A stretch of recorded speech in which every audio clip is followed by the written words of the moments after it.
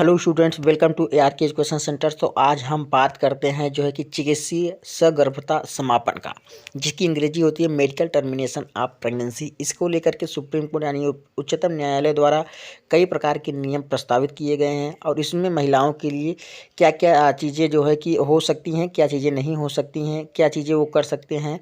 तो ये सब सारी चीज़ें या रूल्स उसके तहत बनाए गए हैं। तो आइए जानते हैं इसके परिभाषा यानी डिफिनीशन के बारे में, क्या चिकित्सीय सगर्भता समापन किसे कहते हैं।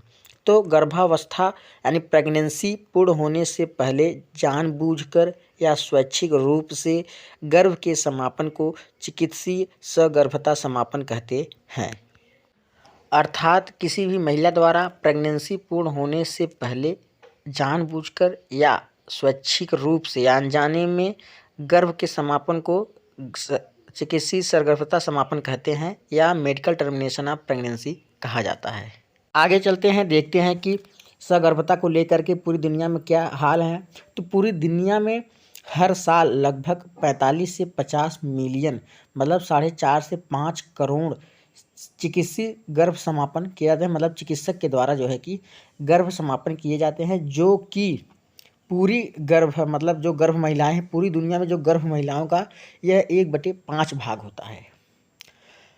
तो भारत के उच्चतम न्यायालय द्वारा भारत के सभी महिलाओं को विवाहित हों चाहे वह अविवाहित हों, सुरक्षित और कानूनी गर्भपात देखभाल प्राप्त करने के लिए 24 हफ्तों तक गर्भपात कराने की अनुमति प्रदान की है।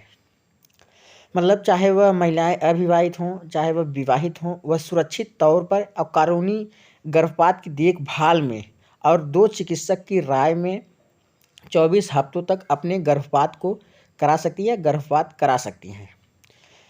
परंतु यदि कोई विशेष आधार नहीं होने पर उसे असंवैधानिक मतलब उसे गर्भपात नहीं किया जाना चाहिए, ऐसा भी सुप्रीम कोर्ट या उच्चतम न्यायालय ने कहा है।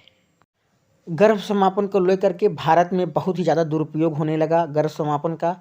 तो गर्भ समापन का दुरुपयोग जैसे कि मादा भ्रूण लिंग का पता चल जाने पर उसे गर्भपात कर दिया जाता था। तो ये बहुत ही बड़ा दुष्प्रभाव था महिला के लिए, चाहे वो अविवाहित हो चाहे वो विवाहित महिला हो। तो उस पर ये बहुत ज़्यादा, क्योंकि वो मानसिक रूप से या शारीरिक रूप से वो डिस्टर्ब हो जाना, तो ये सब भी दुरुपयोग होने लगा जो है कि चिकित्सीय गर्भ समापन का मतलब मेडिकल टर्मिनेशन ऑफ प्रेगनेंसी का जो नियम बना था उसके तहत जो है कार्य न करके अलग कार्य किया जाता था। तो भारत सरकार ने इसके दुरुपयोग को रोकने के लिए 1971 ईस्वी में चिकित्सीय सगर्भता समापन कानून को स्वीकृति प्रदान की थी, जिसके तहत चाहे वह अविवाहित महिला हो या विवाहित महिला हो, इस प्रकार के या मादा भ्रूण के दुरुपयोग को या मादा भ्रूण के गर्भपात के दुरुपयोग को रोकने के लिए इस एक्ट को पास किया। भारत सरकार ने सगर्भता के दुरुपयोग को रोकने के लिए 1971 ईस्वी में जो है कि medical termination of pregnancy act पास किया था और उसका जो रूल्स था 2003 में पास किया था। मतलब इसको कह सकते हैं MTP एक्ट 1971 एंड रूल्स 2003। तो इस आगे चलते हैं, देखते हैं कि भारत सरकार द्वारा अनैच्छिक गर्भपात की घटनाओं को कम करने और मातृ मृत्यु दर तथा और विकृतियों की घटनाओं को कम करने के इरादे से सगर्भता का चिकित्सीय समापन 2017 में संशोधित किया गया। मतलब इसका जो नया संशोधन जो आया था जो है कि 2017 में जो है इसको संशोधित करके एक जो माताएं हैं जो गर्भवती महिलाएं हैं उन सब में उसकी मृत्यु दर या अन्य विकृतियों को रोकने के लिए इसको 2017 में संशोधित किया गया। इस अधिनियम के अनुसार एक पंजीकृत चिकित्सक की राय पर गर्भावस्था के पहले 12 हफ्तों के भीतर कुछ निश्चित आधार पर गर्भावस्था समाप्त किया जा सकता है।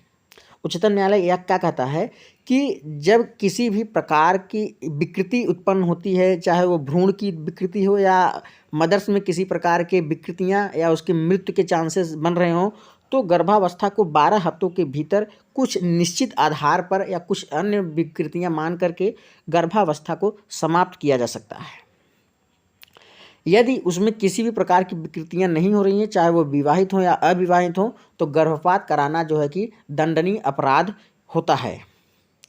आगे चलते हैं, देखते हैं तो फिर क्या नियम होता है कि अगर गर्भावस्था 12 हफ्तों से अधिक लेकिन 24 हफ्तों से कम हो तो इस अवस्था में MTP यानी मेडिकल टर्मिनेशन ऑफ प्रेगनेंसी, जिसकी हिंदी होती है चिकित्सीय सगर्भता समापन, यानी मेडिकल टर्मिनेशन ऑफ प्रेगनेंसी के लिए 2 चिकित्सक की राय बहुत ज़रूरी होती है। वो राय क्या होती हैं वो मैं अभी आपको बताऊंगा। इसका मतलब आप ये फिर समझ लीजिए कि अगर जैसे कि आप 12 हफ्ता मतलब 12 हफ्तों के अंदर आप गर्भपात करा रहे हैं तो वह महिला के लिए एक सुरक्षित गर्भपात होता है। लेकिन वहीं आप 12 हफ्ता के बाद या 24 हफ्तों के पहले गर्भपात करा रहे हैं तो इसमें जो है कि 2 चिकित्सकों की राय होना बहुत ज़रूरी होती है, बहुत ज़्यादा ज़रूरी होती है। चाहे वह जो है गायनेकोलॉजिस्ट हों, एक पीडियाट्रिशियन हो या 2 गायनेकोलॉजिस्ट हों, जिनको जो है कि बच्चे के बारे में और माता के बारे में किसी भी प्रकार की विकृतियाँ उत्पन्न होने पर गर्भपात की सलाह लेनी बहुत ज़रूरी समझी जाती है। तो आगे चलते हैं, देखते हैं कि फिर क्या होता है कि इसकी जो राय थी, राय क्या होनी चाहिए कि गर्भावस्था की निरंतरता से, मतलब यदि गर्भावस्था चलती रहेगी 24 हफ्तों के बाद भी तो गर्भवती महिलाओं के लिए जोखिम या गंभीर शारीरिक चोट या शारीरिक व मानसिक का खतरा हो सकता हो इसके कारण से वह जो है गर्भपात करा सकते हैं। महिलाओं में देखिए लिखा गया है कि महिला में किसी भी प्रकार की शारीरिक चोट या शारीरिक या मानसिक चोट की खतरा हो तब वह गर्भपात करा सकते हैं। दूसरा राय क्या है कि शारीरिक व मानसिक असमानताओं से पीड़ित या गंभीरता से विकलांग बच्चे के जन्म होने की संभावना का खतरा हो। इसमें देखिए साफ साफ लिखा हुआ है कि क्या राय हो सकते हैं। पहला राय यह है कि मातृ में यानी माता में किसी भी प्रकार के जो है कि शारीरिक या मानसिक स्वास्थ्य के जोखिम हो प्रेगनेंसी चलने से, तब उसको जो है कि गर्भपात कराया जाता है। दूसरी चीज़ यह है कि यह विकलांग बच्चे होने की सामान्यता हो या संभावना हो तब पर भी गर्भपात कराए जाते हैं।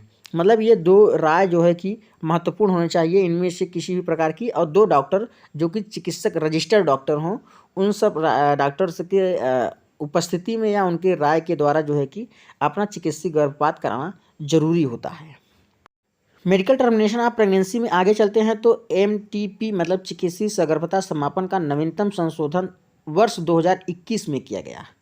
मतलब इसके लगातार दुरुपयोग होते रहे हैं मेडिकल टर्मिनेशन ऑफ प्रेगनेंसी को, तो इसको प्रेगनेंसी गर्भ समापन को लगातार दुरुपयोग को देखते हुए उच्चतम न्यायालय द्वारा जो है कि नवीनतम वर्ष मतलब 2021 में ही हाल में ही इसे जो है कि संशोधित किया गया। इसमें यह कहा गया कि 20 से 24 सप्ताह के अविवाहित महिला का गर्भपात करने से रोकना, जबकि महिला का जो विवाहित महिला है कि गर्भपात को अनुमति देना संविधान के अनुच्छेद 14 का उल्लंघन होता है। क्या कहा गया संशोधन के बाद, उसमें यह कहा गया कि 20 से 24 सप्ताह की जो अविवाहित महिलाएं हैं, जो अविवाहित गर्भवती महिलाएं हैं, उनका जो है कि गर्भपात की अनुमति आप दे देते हैं, लेकिन गर्भवती महिलाओं को अनुमति नहीं देते हैं, और वहीं जो विवाहित गर्भवती महिलाएं हैं उनकी अनुमति आप दे देते हैं। तो यह जो है कि ऐसा करने से आपके जो संविधान के जो अनुच्छेद 14 हैं उसका जो है उल्लंघन होता है। आगे चलते हैं, लास्ट पॉइंट क्या कहता है कि सगर्भता की पहली तिमाही यानी कि 12 सप्ताह, मैंने पहले ही बताया कि 12 सप्ताह जो है कि आपकी सुरक्षित गर्भपात का समय होता है। तो इसमें लिखा गया कि सगर्भता की पहली तिमाही यानी 12 सप्ताह तक की अवधि सुरक्षित होती है गर्भपात समापन के लिए। यानी गर्भावस्था को समापन करना हो तो आप 12 सप्ताह के अंदर तक अपनी गर्भपात करा सकते हैं। और अधिक जानकारी और पढ़ने के लिए हमारे चैनल को सब्सक्राइब करें, साथ ही साथ बेल आइकन को जरूर दबाएं ताकि मेरे द्वारा अपलोड किए गए वीडियो का नोटिफिकेशन आपको जरूर मिले। और इस वीडियो को लाइक एंड शेयर जरूर करें, साथ ही साथ कमेंट करना भी ना भूलें। धन्यवाद।